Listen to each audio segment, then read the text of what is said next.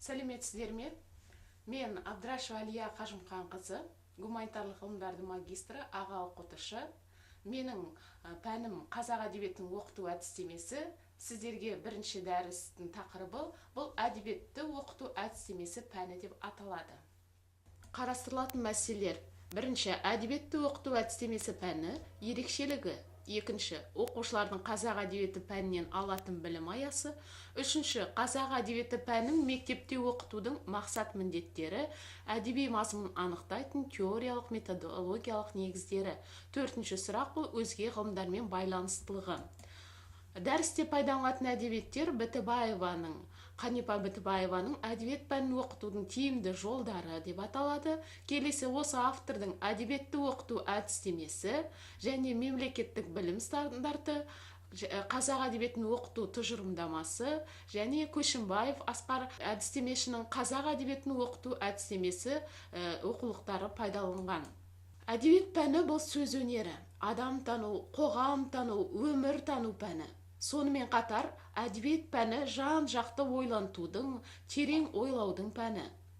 Адам бойындағы асқақ арман, ізгі қасиет, берік сенім, сұлулық пен әсемдікке, өмірге құштарлық, тағы басқа сезімдер әдебиетке жатады. Сезімдердің қалыптасуына әдебиет осы ерекше әсер етеді.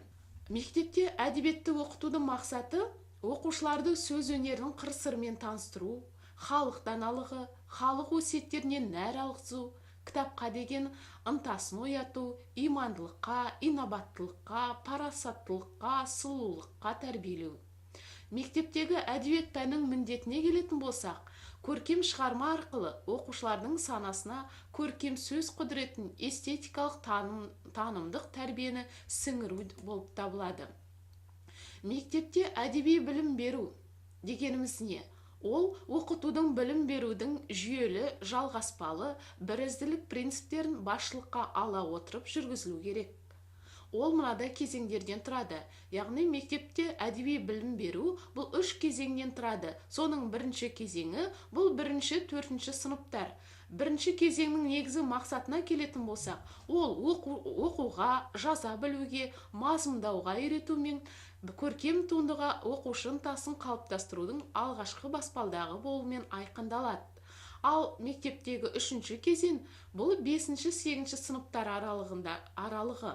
Екінші кезеңде көркем сөздің көркем шығармадағы рөлін, маңызын танып білу жұмыстары жүргізіледі. Көркем шығармадағы авторлық көзқарас, көркем образ деген нәрселер, яғни әдеби теориялық идеялар, автордың идеясы, жанр жақтары осы 5-8 сыныптарда қарастырылады екен.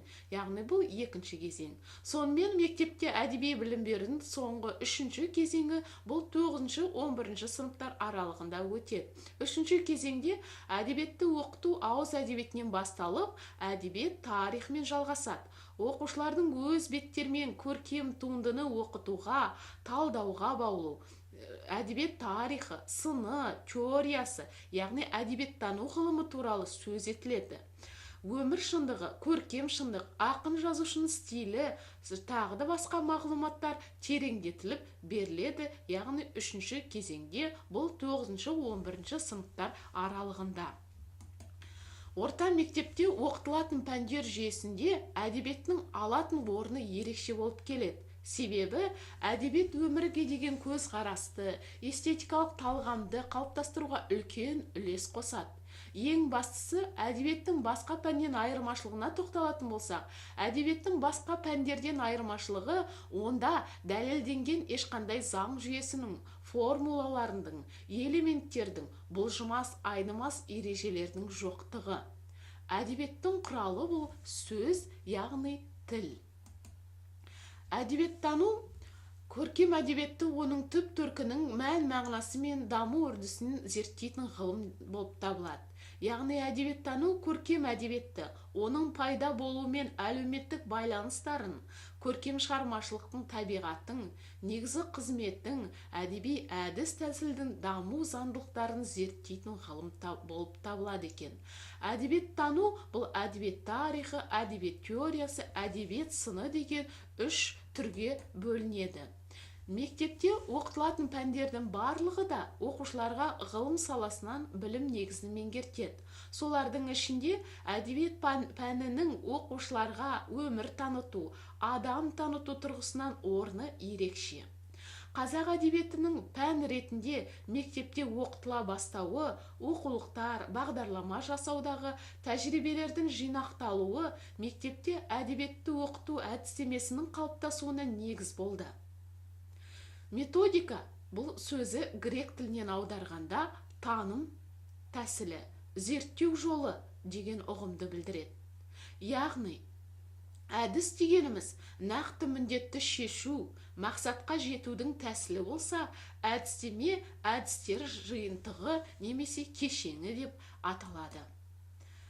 Әдебиет әдістемесін біртіндеп дамуына, теориялық ой-пікірлер мен тұжырымдардың қалыптасуына негіз болған Ыбырай Алтынсарин, Ахмет Байтұрсынұлы, Міржақып Дулатов және Жүсіпбек Аймауытұлының еңбектерінің маңызы зор. Әдебиет әдістемесі педагогика ғылымдарының жалпы теориялық ережелеріне сүйенеді. Бірақ әдебиетті оқыту әдістемесі педагогика сияқты мектеп, оқу тәрбие мәселелерін тұтас алып қарастырмай, тек көркем әдебиетті оқып үйрену негізінде оқыту мен тәрбие мәселелерін өз шеңберінде ғана алып баяндайды. Қазақ әдебиетін оқыту методикасы студенттерге арнаулы мамандық беретін профильдік пәндердің қатарына жатады. Оны дербес пән ретінде оқу жоспарына енгізіп оқытыла бастауы бұл 1930 жылдардан есептеледі. Қазақ әдебиетін оқыту әдістемесінің қоғамдық саяси ойдың философиялық әдебиеттану, тіл білімі, эстетика, мәдениеттану, тарих, педагогика, психология, тағы да басқа ғылымдар мен салалармен дамуымен сабақтасады. Яғни осы аталған ғылымдармен тығыз байланысқа түседі. Мұғалім еңбегі өте жауапты әрі күрделі дейміз. Сондықтан мұғалімнің жеке